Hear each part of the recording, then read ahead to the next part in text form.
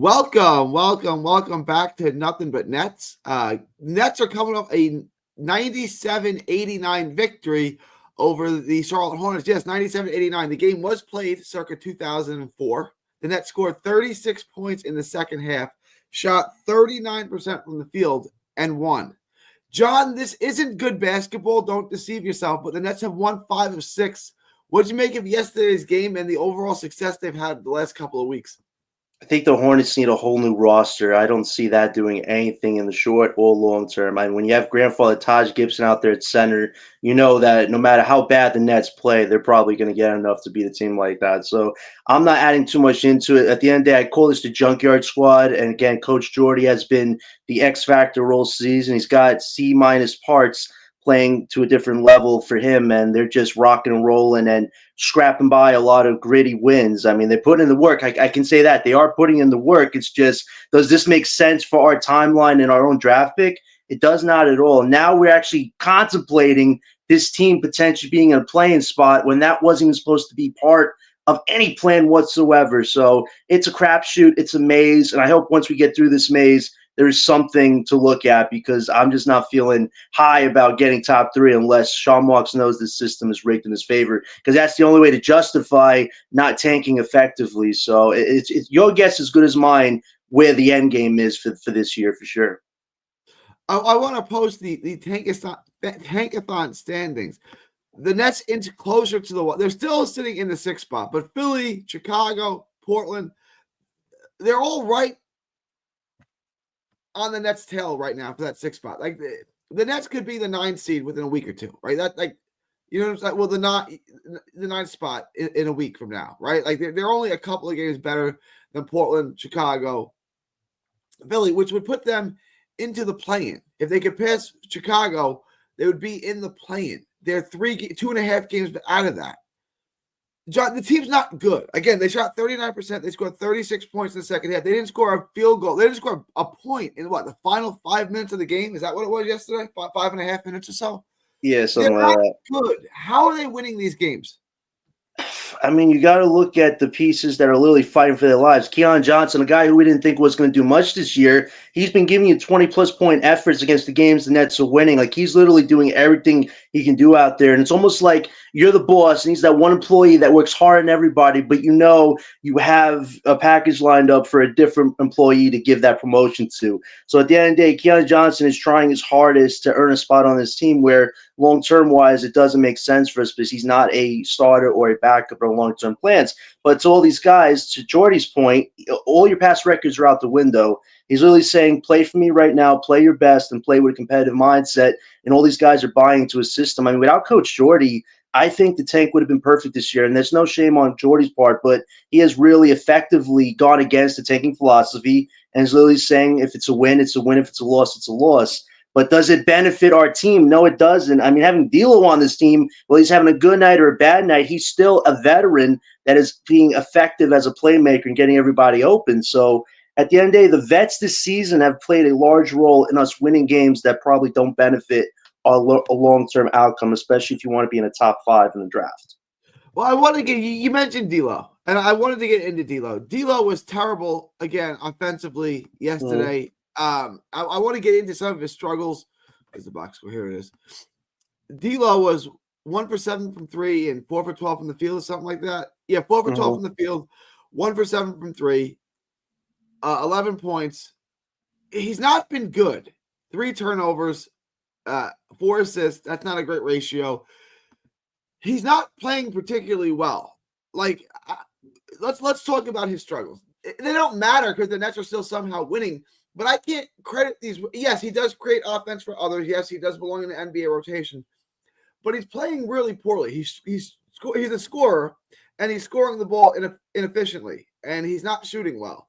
How much of a factor do you really think D'Lo has in winning these games? It's his presence, it's playmaking against the Bucks, against all these different teams, Hornets, Rockets. Like even if he's having a bad night, he still hit that game winner to win that one game against the Rockets, which we didn't think was going to happen. You also look at Cam Johnson, still on this team, still giving you 14 points plus 13 on the night. Like the vets have been more influential. Whereas if you were a proper tanking team, you would play the young guys a hell of a lot more than you would be playing your vets. And it seems the vets' minutes have been around 25 and 30 up. They haven't been anything less than 20 on most nights. So you're really relying on these vets to play good minutes and to carry the load when there should be a more priority with younger development. But we don't really have a set whole young core yet because we haven't drafted. So it's like we're working ass backwards, like you and Dylan have been talking about.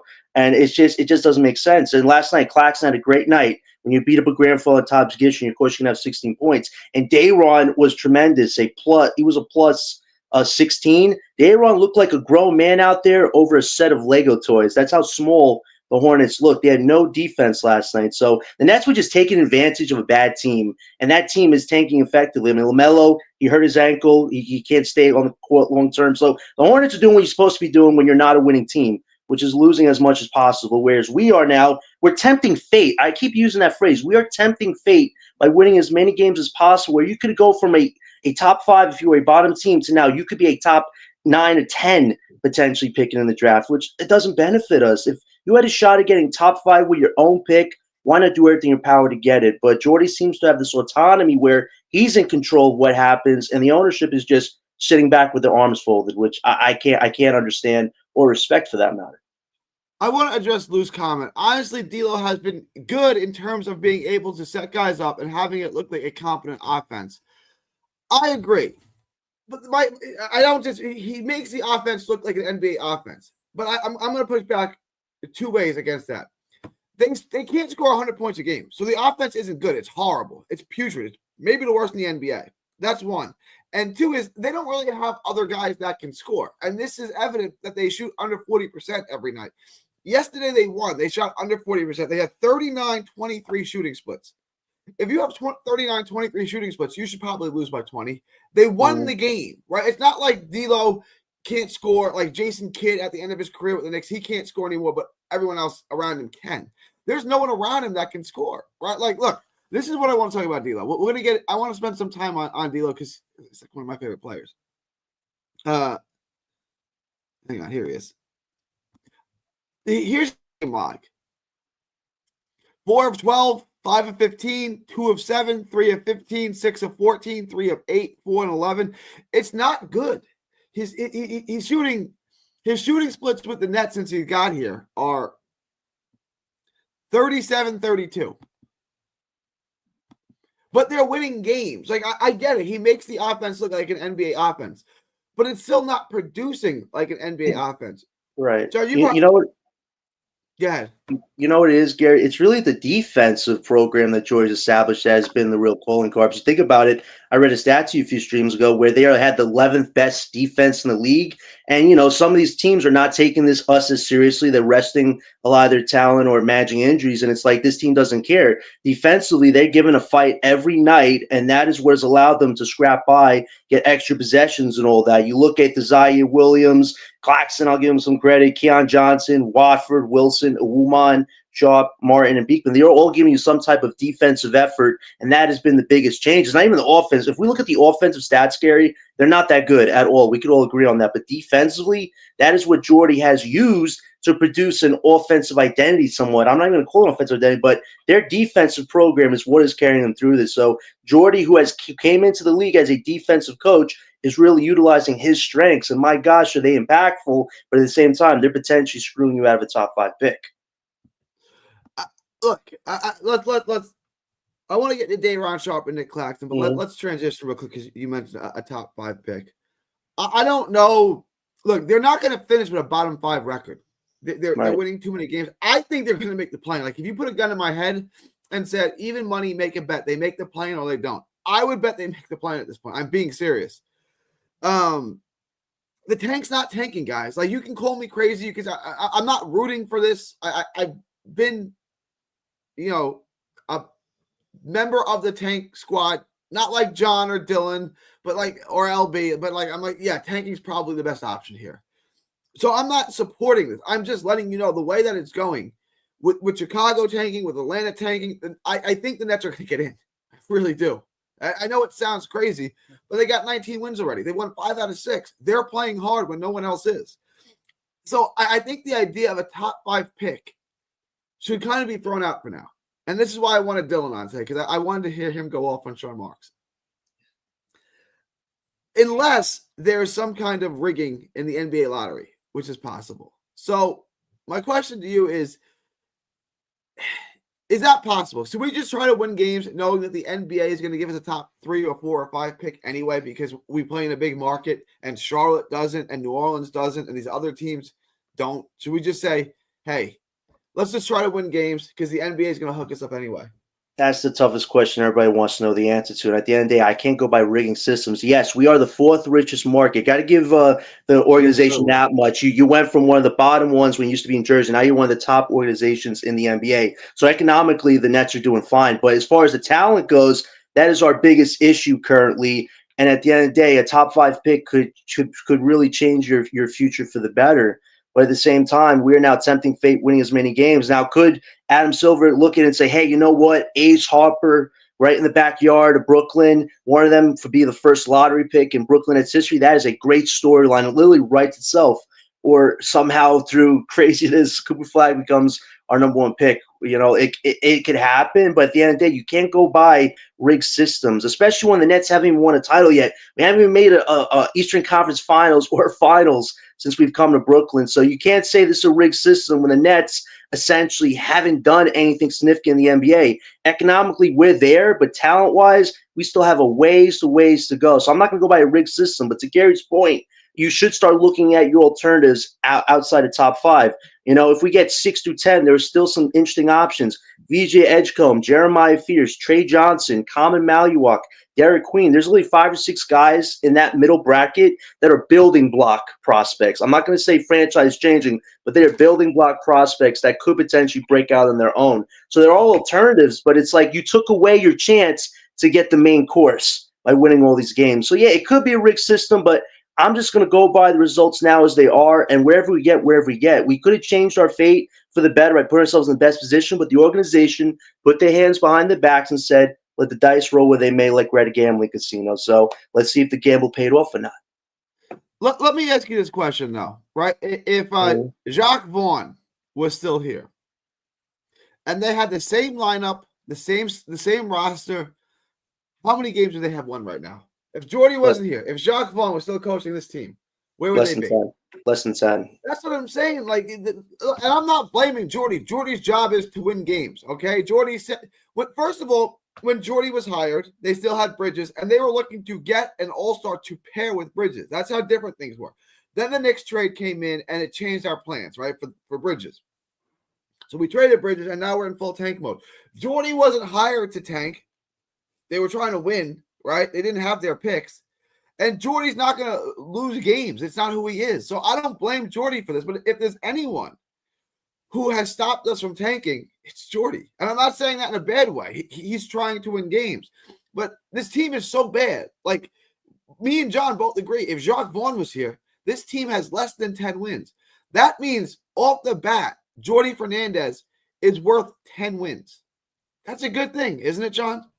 Yeah, and listen, Jordy has risen his stock a lot. Now that the stars are looking at their future, they'll be like, look what Jordy did with the Junkyard Squad, how he turned spare parts who shouldn't be in the league really or be backup pieces into actual legit players. That is what a true coach can do, which is mold players into their full potential, but doesn't even have the main talent yet. So it could be a huge benefit long term. But the draft now at this point, if we're getting building block pieces this year and the following, likely you're going down the superstar route after that, which means you're foregoing getting a franchise prospect that really could have changed your future for the better, and you're banking on going the star route, but now you have a younger core around said star. Now, could that work in our favor? Maybe, but still, trusting this organization to build a real full-on balanced team, you're asking a lot from an organization that really hasn't shown you proper leadership skills. If Coach Jordy's now the coach, the GM, the leader, I don't know if I want to give a coach all that power because he seems to want to win no matter what. And you need to have a balance in your system. It seems like we don't have the balance, but we are still going to do somewhat decent in this draft if we get a building block prospect. Because having that first lottery pick is important, but not having a top 3 pick, it could really either set your future back a lot or may not bother you as much depending on who breaks out in this draft.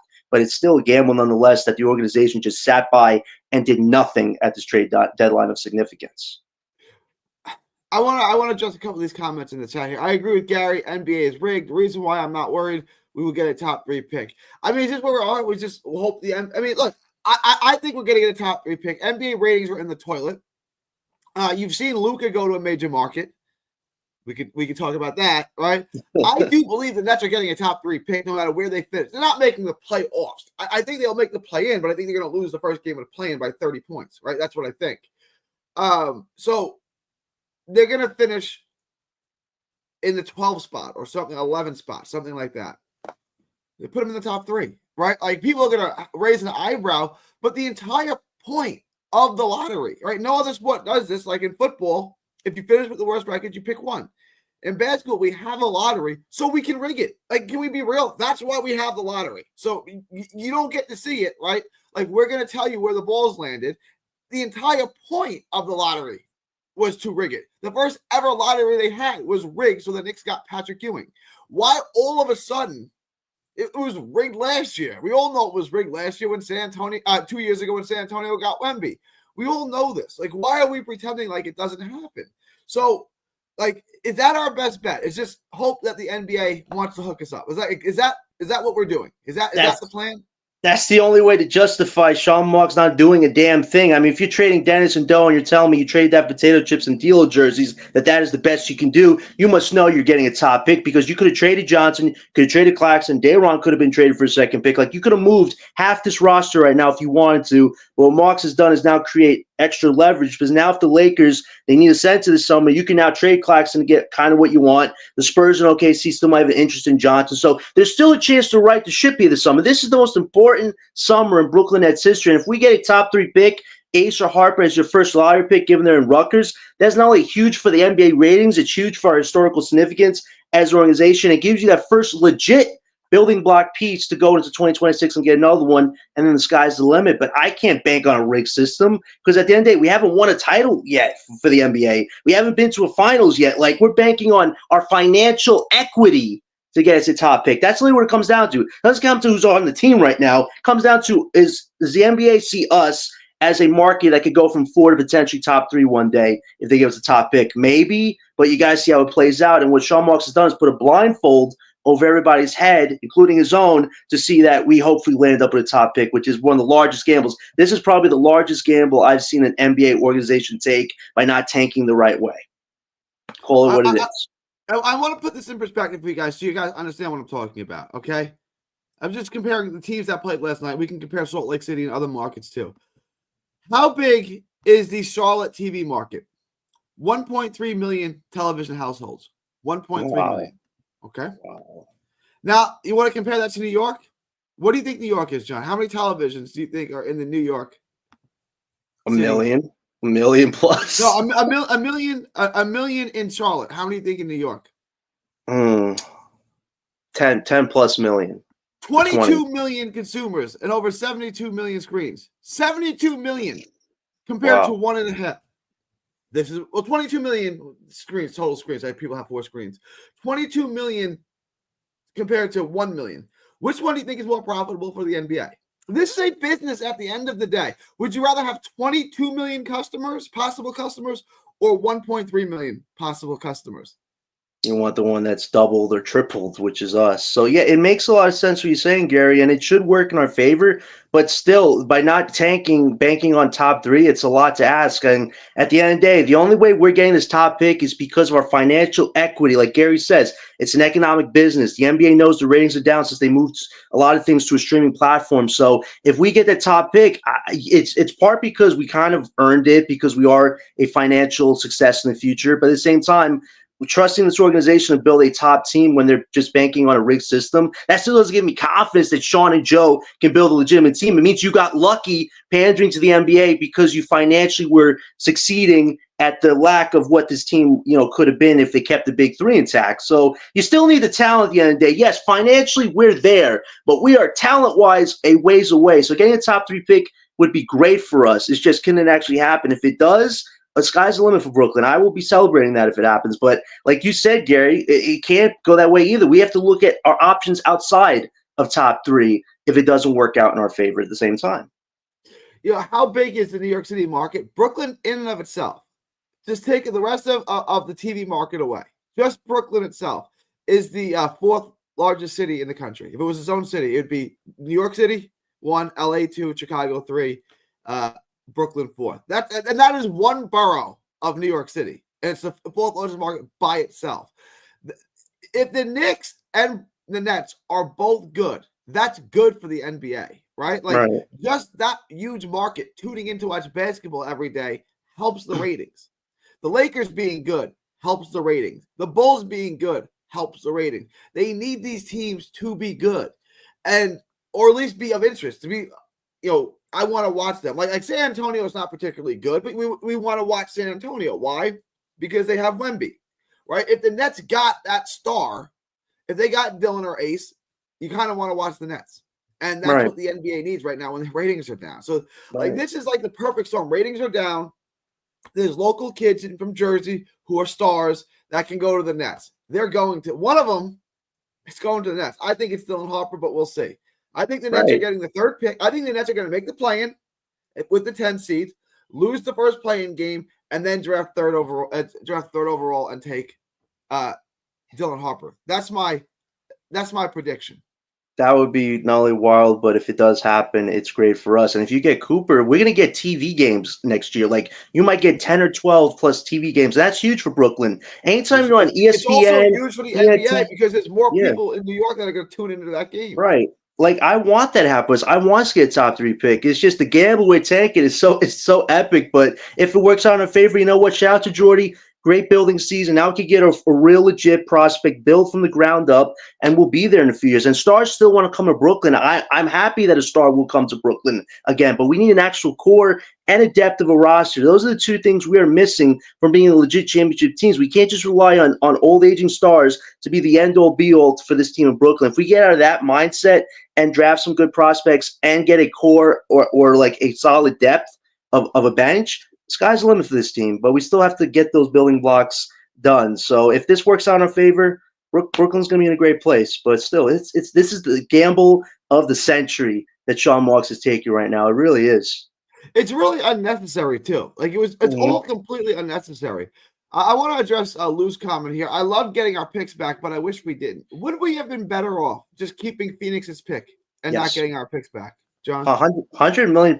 Because look at the Suns. They're crashing and burning. They are the richest. They are the most expensive team in the league right now. They haven't even made it past the second round yet in 3 years under Kevin Durant. And now KD is shocked that he was included in trade rumors. Yeah, he's gone. Devin Booker can say he loves the organization only once. Eventually, if there's a package out there for him, he's gone. And Bradley Beal, they want to get the hell away from Bradley Beal as soon as possible, but they can't because there's no trade clause. If we had their picks and the Dallas pick, look at Dallas. They just lost all their centers. If we had those 4 picks right now, those are diamond, not only lottery pick potential, but those are huge trade chips to get any superstar you want. And the Rockets have. Look how much we've enriched the Rockets. We took James Harden off their hands, and they were able to draft the right way. And then we gave them a lot more extra picks for our own 2 picks back. And now we're gambling on a rigged system to get us a pick as opposed to just doing the work the right way. So this is the problem with our organization. Every year is a roller coaster ride. This season was supposed to be extremely predictable, extremely boring, and even then it couldn't be that. Like, I just want to have a season where the hard work is put in, we get the results, and we could say we are proud of the season we had. We haven't had a season yet where we could say, I'm proud of that season, because we didn't get the results we really wanted at the end of the day. That needs to change, seriously. Lou in the chat, we only get top 3 picks when we don't own our picks. That seems to be the case, Lou. That seems to be the case. But I do think that the NBA is going to hook us up this year. I think the NBA is not in great shape. I think the ratings, everyone's talking about it. They need to fix that. One way to fix that is to make your big television markets better or interesting. They can do that, and I think that they're going to. Star Traffic just put an interesting quote. He said, why did a small marquee like the Spurs get Wemby?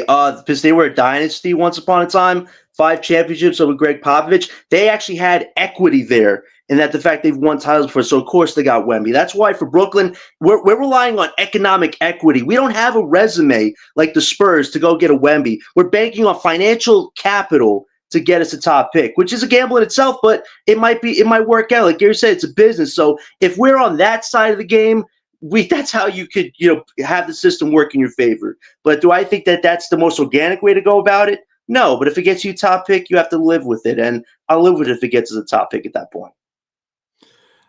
Derek Queen play style will work in a Jordy Fernandez offensive system. Yeah, if we're drafting out of the top 4 or 5, I'm all for getting Derek Queen 100%. That's one of the options that we discussed. Malawak am I saying that right? Was the other one? But Malawak, yeah. Malawak. I'm never gonna get that right. But no, he's got a New York name. It's come on. That's his name. Come on, Malawak. But Derek Queen is definitely someone I would be interested in picking down the top 5, 100%. Definitely. He's the center of the future, and he could be a power forward too. Like, if you get a sense of with him, he could be an offensive machine out there as a power forward. Like, he's a combo there. Like, we need a combo big at the end of the day. You just have an undersized big that needs a point guard to do 90% of the work for him. So if we get a Derek Queen, or if we get a Common and work a little backwards here, that could work out in our favor. We need a real sense at the end of the day. Can't rely on undersized bigs anymore. It's just not going to work out for you if you want to be a serious team. King Ruby said, Gary, that's a full-blown lie, but I don't know what that's in reference to. What's the lie, Ruby? I'll address it. I don't know. I missed it. I don't know what that was in reference to. I think it was the thing you said about the rig for the Knicks or something with Patrick Ewing, maybe? Yeah, that's what he's talking about? Yeah, no, that wasn't rigged at all. Gary, let him have it, Gary. Let him have it. He's pulling you up. Why would the NBA give the number 1 pick, Wemby, to a small market team like San Antonio? I know John addressed that, but because they're going to make him win right away. The NBA needs Wemby to be good. They need him in the playoffs. They need him in relevant games. Setting him up with Popovich puts him on a fast track to being good right away. Just like putting Cooper Flagg on Utah with Danny Ainge puts him on a fast track to being good and putting him in relevant games. If they go to Charlotte, if they go to Washington, they're going to be bad because those organizations are bad. They don't know how to build. So you're gonna have Cooper Flagg, who everyone wants to watch every day, on a team that wins 19 games. It's not going to be interesting after a month. That's why he went to San Antonio, because they can make him good and relevant right away. John, talk for a second on Cooper Flagg to Utah, and I'm gonna try to pull something up.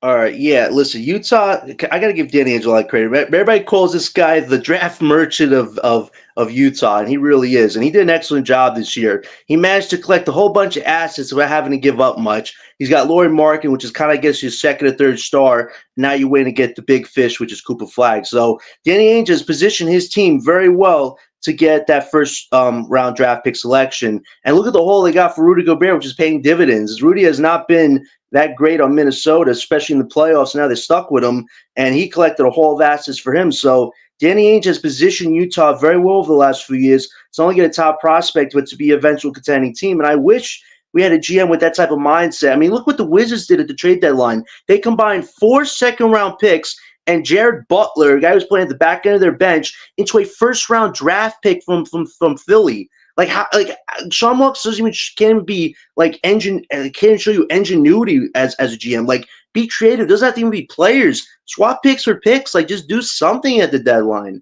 I wish we had a GM that wasn't just so stubborn and so greedy, because look at NBA owners. They're not going to give you 2 first-round picks for every role player you have on your team. You got to be flexible and pivot.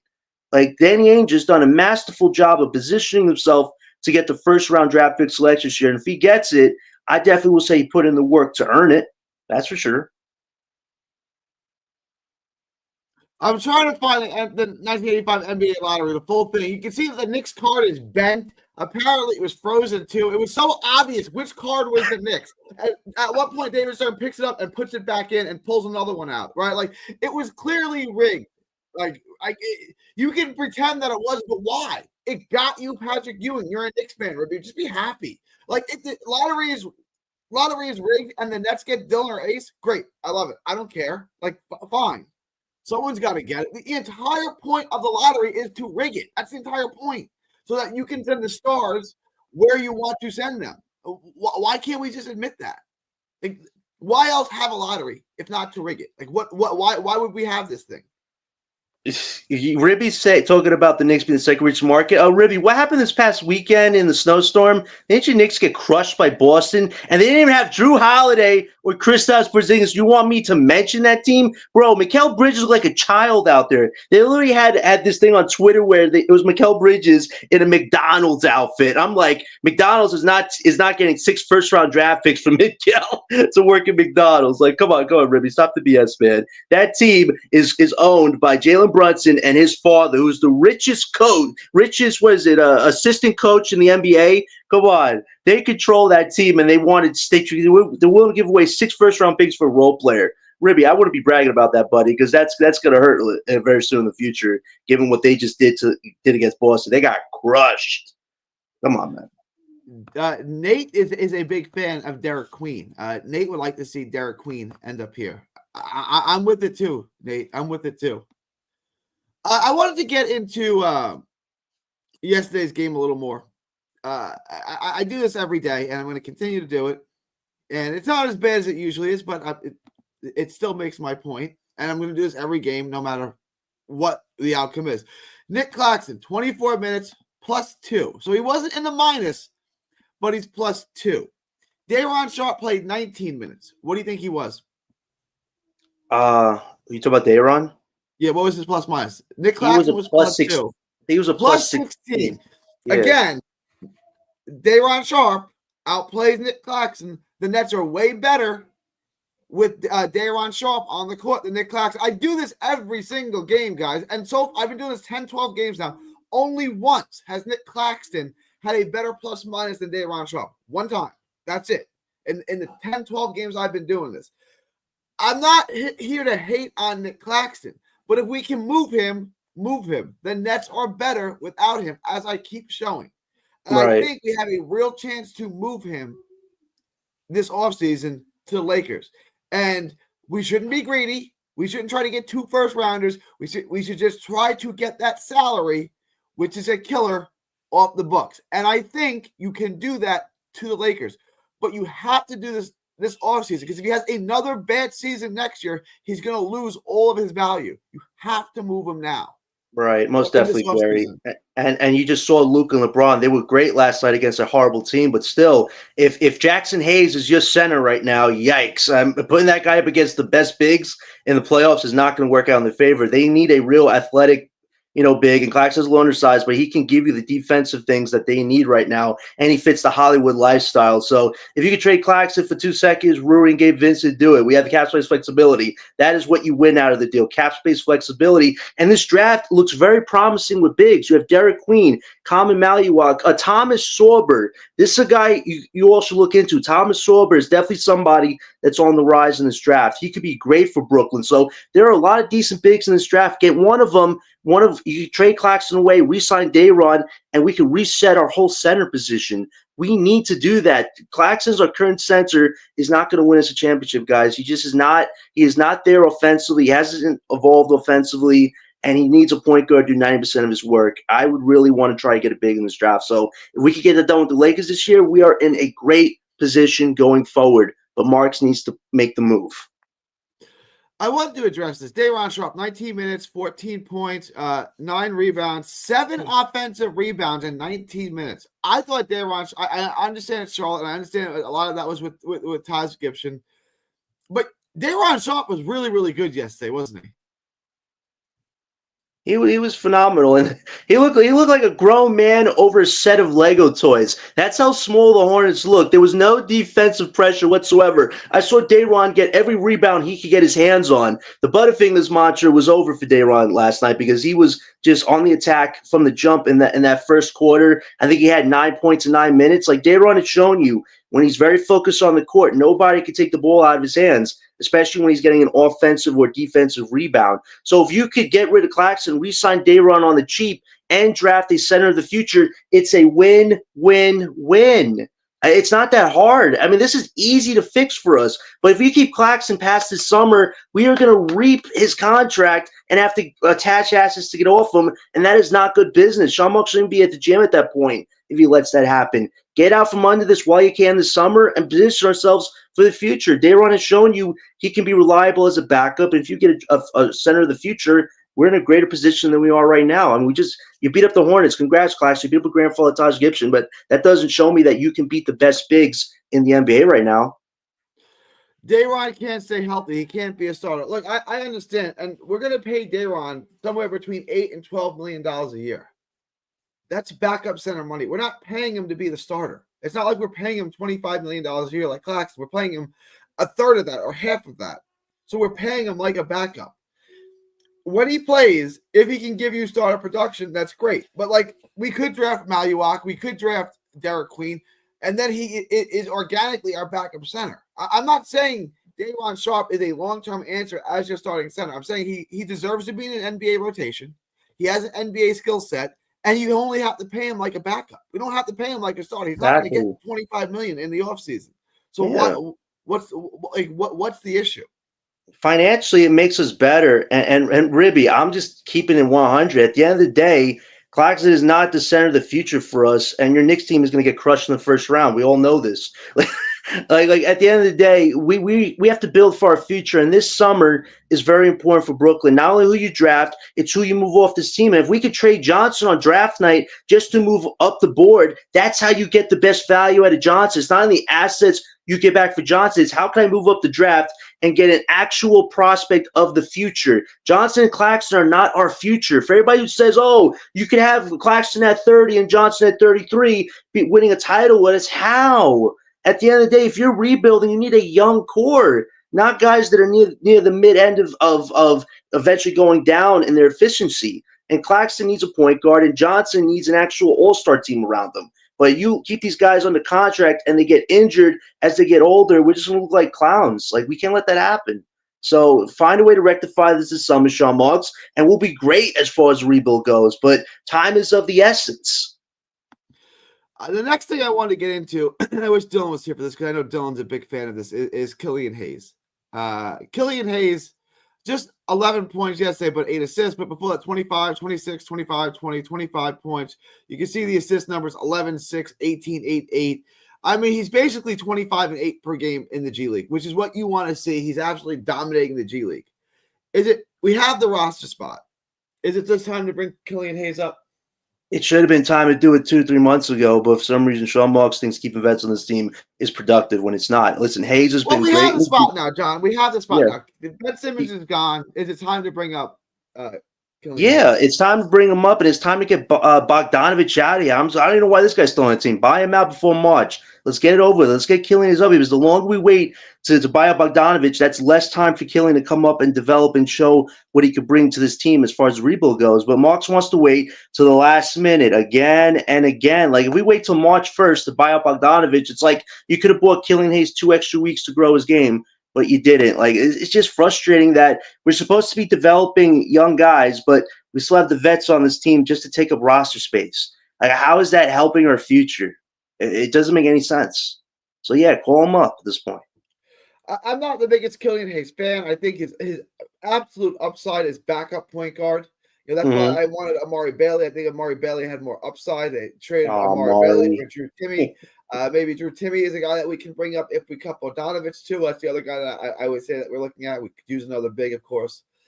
But I wanted to ask you, if we're going to convert one of these two guys from a two-way to a regular contract, who would you rather, Tyrese Martin or Tosan from Walmart? Listen, Tucson from Walmart. Can we talk about his hero's journey? This guy worked in Walmart. He couldn't cut it at the frozen section. Couldn't cut it at the dairy section. Couldn't cut it at the animal and kibble section. But you know what? One day, Sean Marks was in the fruit section getting some fruit. Saw Tucson, said, "Can you play basketball?" And he said, "Yeah." He said, "Tucson, you're hired." And look what Tucson's done. It's been a hero's journey. He's performed. He's given you everything he can give you. This guy might be a breakout star of the future. Might be going a little too far there. But at the end of the day, between him and Martin, I give it to Martin because Martin was here first, and he's really showing some interesting development offensively. And Tucson is on a 2-year two-way deal, so you don't have to promote Tucson until the following. So I'd rather us do it to Martin because it makes sense, whereas with Tucson, you do it a year from now, and we have flexibility there. So, Tucson, keep the hero's journey going. Still have more story to tell, but yeah, it goes to Martin right now, I believe.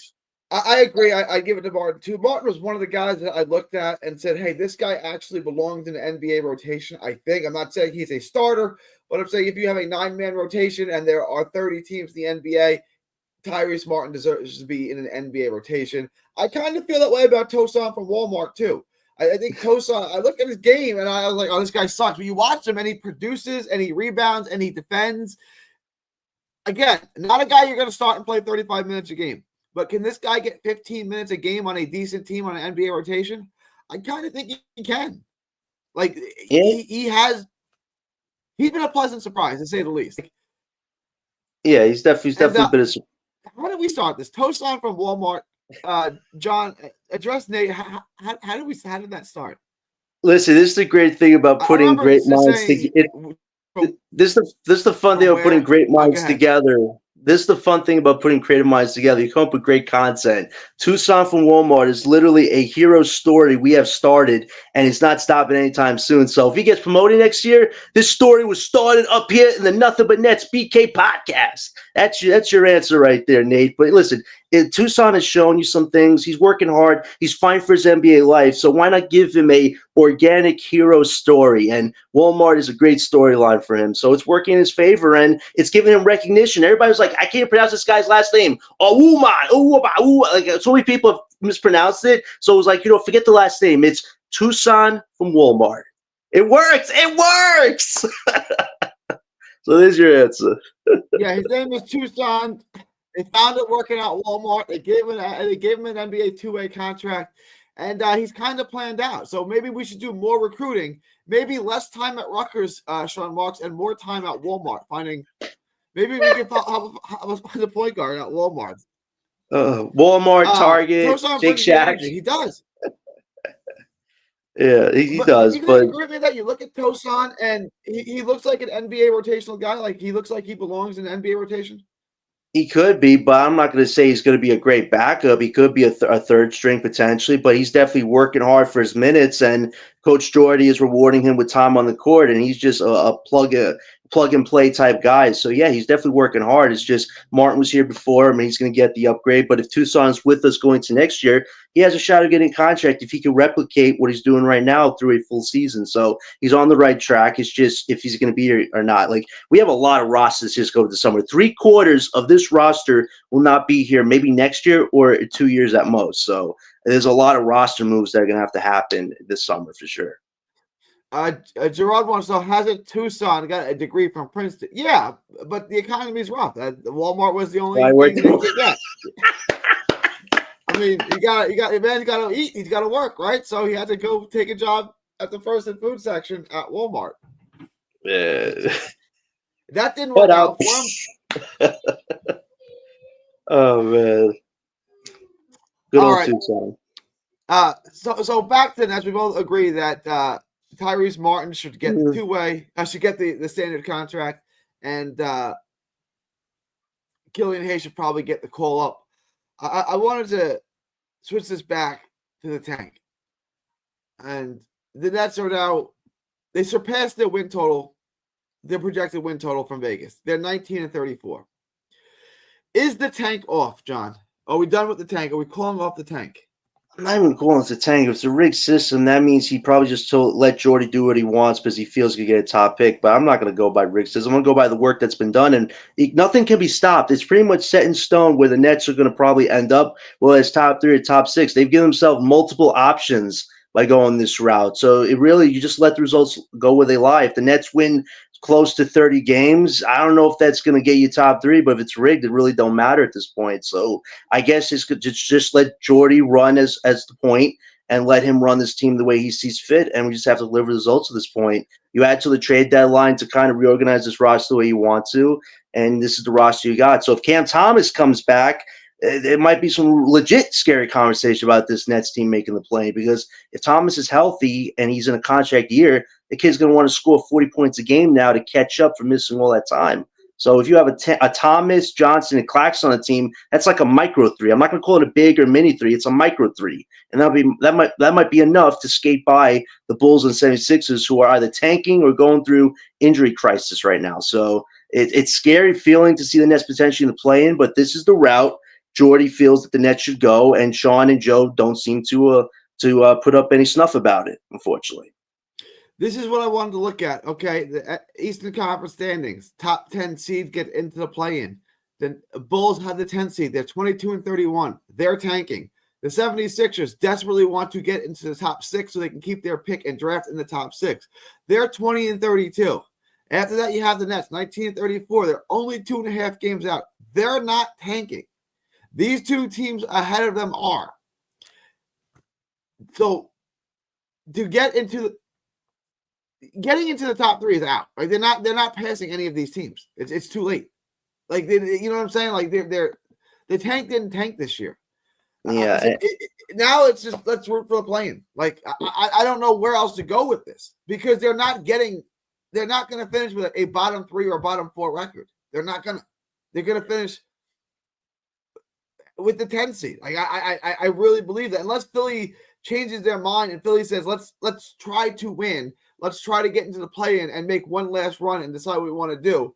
It's going to be the Nets because the other two teams are better at tanking. The Nets aren't good at tanking. It's obvious that the Nets aren't good at tanking.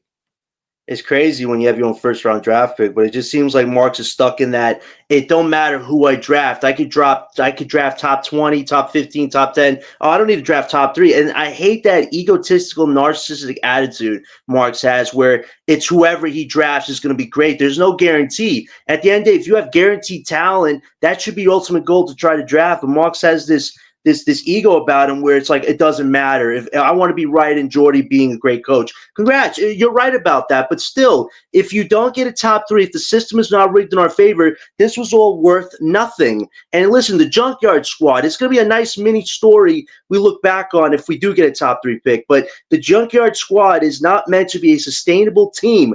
3/4 of this team will not be here in 3 to 4 years. So if anybody wants to enjoy it because you want to be in the play-in, okay, enjoy it. But if you don't get a top 3 pick and it's a top 9 pick, if the system does work in our favor, you have to live with those results. And I have to ask you guys, are you willing to live with those results if you miss out on Cooper, Ace, or Harper?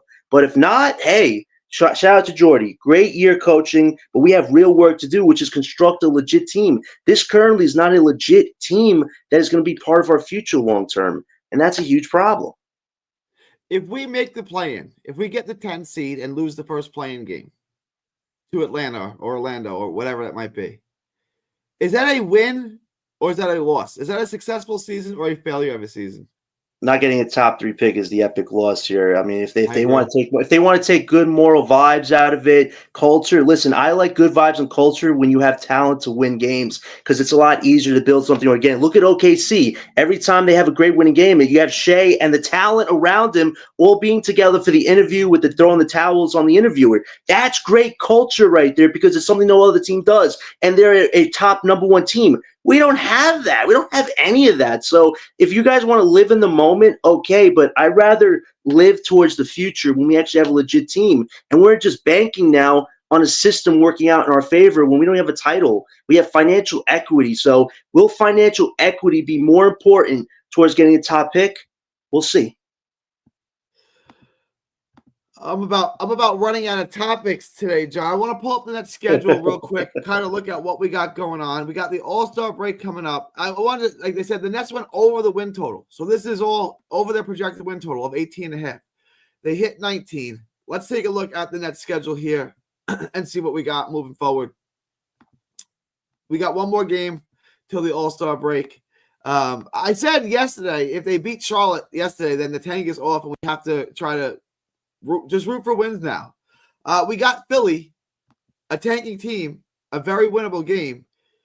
If we beat Philly, we're basically tied with them in the standings. What do you make of that, John? Go ahead. One more game for the All-Star break. Yeah. Potentially having 20 wins before the All-Star break, I don't think anybody thought it'd be possible. But it seems that anybody that was sports betting that the Nets would win on 18 games, I'm sorry if you lost a lot of money. You should blame Sean Marks for that.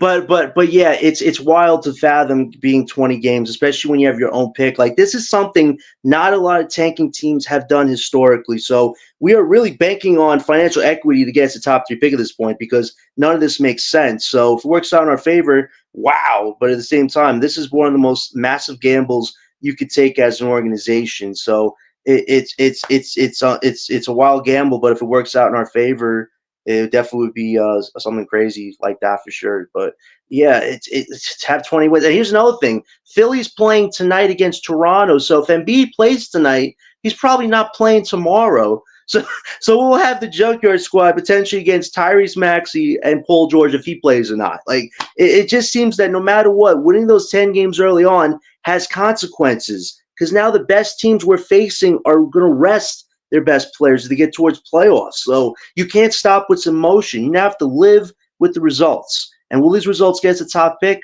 with 20 wins? It's a massive gamble. So we'll see what happens.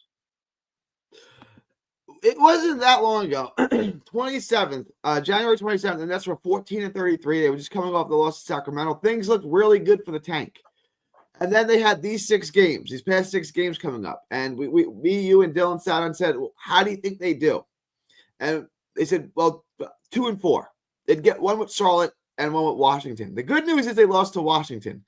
The bad news is, besides losing to Washington, they won literally every single game, including sweeping Houston. Nobody had that on their bingo card, right? This is what changed everything. At 14-33, things were looking good. Things were looking really good. We've talked about this 2-15 stretch or whatever it was, 3-15 stretches. What put the Nets in position? And then we saw this stretch of games: Charlotte, Washington, Miami, Charlotte. How many of these games are they going to win? And they won 5. We were hoping for 2. They got 5. And that kind of changed things. On top of Atlanta, Jalen Johnson got hurt, so they want to tank. Philly is out. They're tanking. Like, everything changed. And now, over our next 6 games, we got Philly, winnable game. Cleveland, okay, that's a loss after the break. Philly, winnable game. Washington, winnable game. Oklahoma City, okay, that's a loss. And Portland, possible win.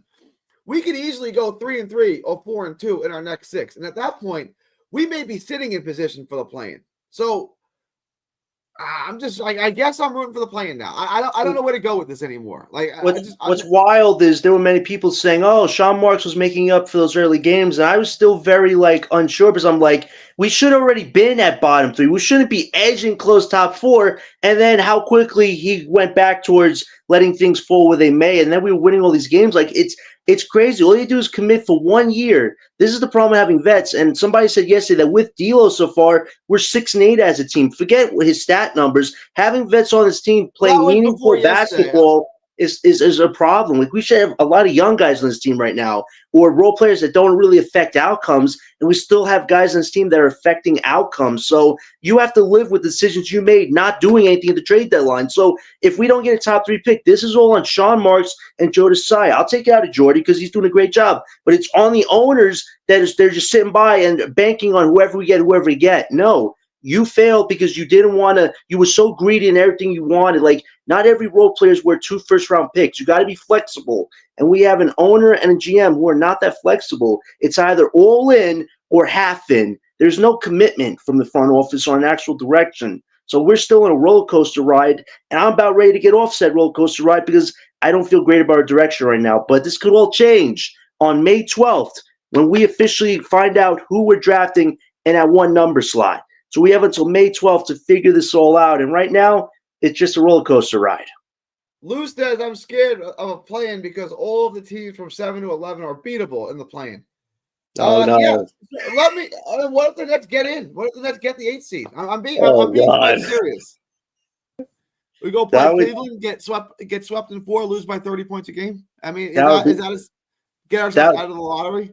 That would be ultimate revenge for Kenny Atkinson. You guys fired me as soon as you could for Katie and Kyrie, and then how ironic is it you sneak into the 8th seed and my team gets to decimate you like that? That just makes it even worse for us trying to win these meaningless games. But it's possible. I mean, I wonder if some people are thinking that this iteration is the Detroit Pistons of the 2000s. Guys that weren't all-stars, but they were a scrappy team that managed to go on a huge, epic, insane run. We are not the bad boy Detroit Pistons. This is the Junkyard Squad. Scraps of players that are not starters or backups. They are C-string starters, but they're getting main minutes on team, and they're getting coached by a really good coach. But they are not long-term pieces. So we still have to figure out who's going to be on our future roster? We don't even have that done yet, so it seems like we're just working backwards. I'd rather work frontwards for the first time in a long time for this team, but it's not nothing's going to be settled until we find out who we're drafting on May 12th, and then after that we can start planning how this is all going to look this summer. Star Traffic is sticking with the Nets will be in the top 3. So I hope so. I hope the NBA hooks us up. I really, really do. All right, guys, that's gonna be it. I gotta run. Probably no show tomorrow, but we'll be back on Thursday. Yep. And then we'll figure out what to do during that All-Star week. We got Cam Johnson in the 3-point contest. But John, let everyone know where they can find you. Yeah, Gary, great show. Definitely, we covered a lot of stuff this year, so we still got some more to do.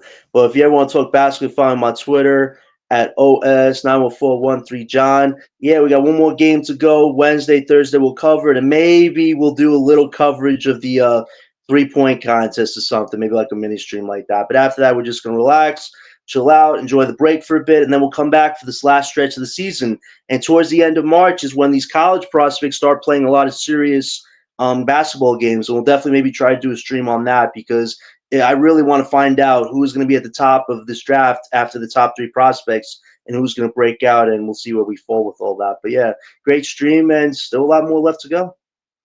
All right, appreciate you, John. It is February 11th, 2025, from Texas to the world. Thank you, and God bless. Peace.